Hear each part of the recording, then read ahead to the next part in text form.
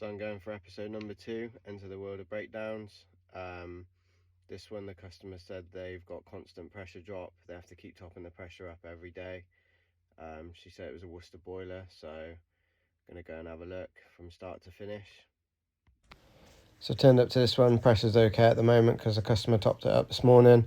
So I'm going to put it in service mode.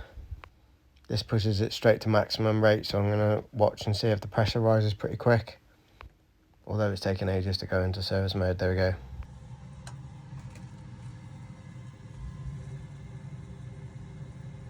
I'm going to speed this bit up because we don't need to sit here for ages watching this.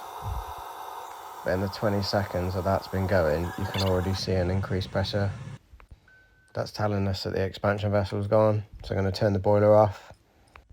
Going to get a little spanner and I'm going to isolate flow and return underneath.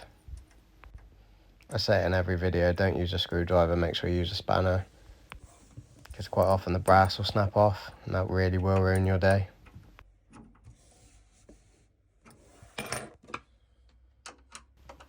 Right, now we need to get the flap down, get to the drain off.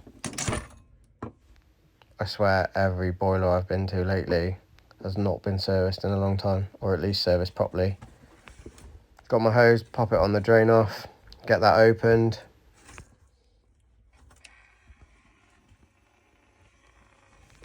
Not a great deal's coming out, so I'm going to pop the diverter valve out. That allows the system to drain from both sides. As in the main heat exchanger on the plate, it'll all come out this way.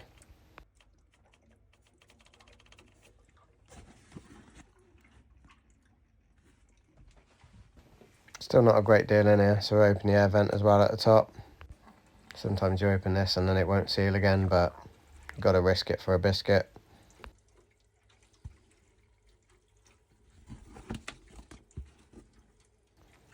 Well, that's disappointing. All the water's probably stuck in the vessel. So on these you access the vessel from the top or at the back. Undo the cap, get that out of the way. Attach your pump.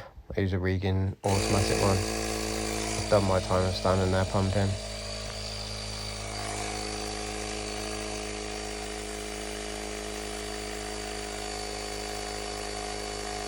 Make sure you shut the air vent off at the top that you opened, otherwise it's going to spray out everywhere. But leave the drain off open, because to pump up the expansion vessel, one end needs to be open to atmospheric pressure. Then I'll leave the gauge for a little while just to check it holds pressure. Well, look at the state of all that water. Once you're happy it's held, remove the gauge, or pump before the plumbing police correct me. And then I will spray a bit of LDF on the Schrader, just to check to make, brilliant. So in case you didn't know, what you don't want to see is a big bubble like that. That's showing that the Schrader's letting the air out. Look at that.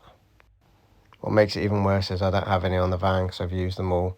So a little tip, put some PTFE around it, wrap it around about 5 times, pop the cap back on, and then securely tighten it. I always give it a little pinch up with a pair of grips as well.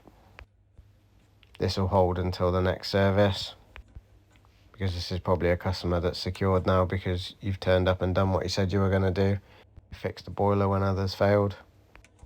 Saves charging them for another visit to come back out, so get that tightened up. Give it a pinch up as well. Before people start going mad in the comments, I have actually done this before, and obviously it holds. It's a temporary fix, but it does the job. So now let's get that condense trap cleaned out, because that's another problem waiting to happen.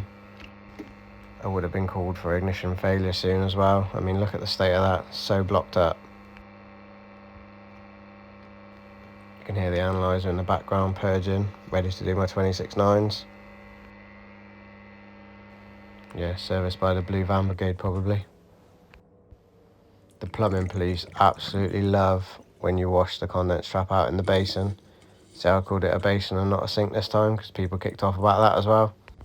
There's actually a bit of a trend going on. People seem to kick off about everything and anything, but I don't see many of their videos. At least I post videos trying to help people. Right, that's nice and clean. Get that put back in, and then we're going to open flow and return underneath. Obviously make sure you've turned the drain off and remove the bucket. top the pressure back up, bang it up to 1.5.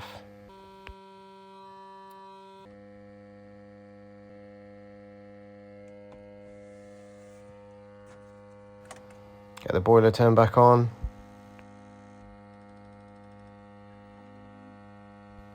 So I'm going to bang it straight into service mode, because I've got to do my 26.9s anyway, because we've had the case off. I'm alright, thank you. Lovely of the customer to offer me another drink, but unfortunately I had to politely decline because I've got a job to do. Can't all be sat around drinking coffee, can we? So I replaced the washer and the condense trap. I always hold my probe there with the analyzer just to check that that's not letting by. So that's all looking good. We're looking for 0 CO ppms. Now we're going to test the red burner gasket. Not going to lie, I was expecting that to leak, but we got away this time. That's all good. So now let's go on to our actual flue gas analysis. Well, that's a bit high. Get that moved back down. So that's in max 10.4. So we're going to turn the gas valve Allen key to the right, and then that's going to start dropping down. We're looking for 9.8. That fan's going to be the next thing to go. Listen to it. But it's working for now, so let's just get going. Right, we got max, we got min, we did negative fan pressure, we did flue integrity, we did gas rate, we did inlet. Happy days.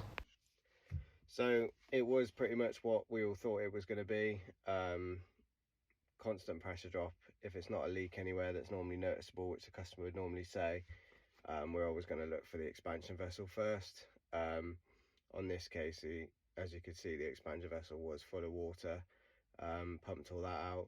And then I sprayed a Schrader after, which was bubbling. That was quite a good example of one that had failed. I didn't have any on me this time, which was annoying. So to get by it, put some PTFE around it, tighten it back up. That's going to hold it until next year when I can come back. Just saves the customer like another call out charge or whatever. It's just better for them in the long run. They were more than happy. Obviously carried out 26.9, so I said, well, I might as well service it as well while I'm here. It's basically the same thing. It all seemed alright, just had to tweak a few things.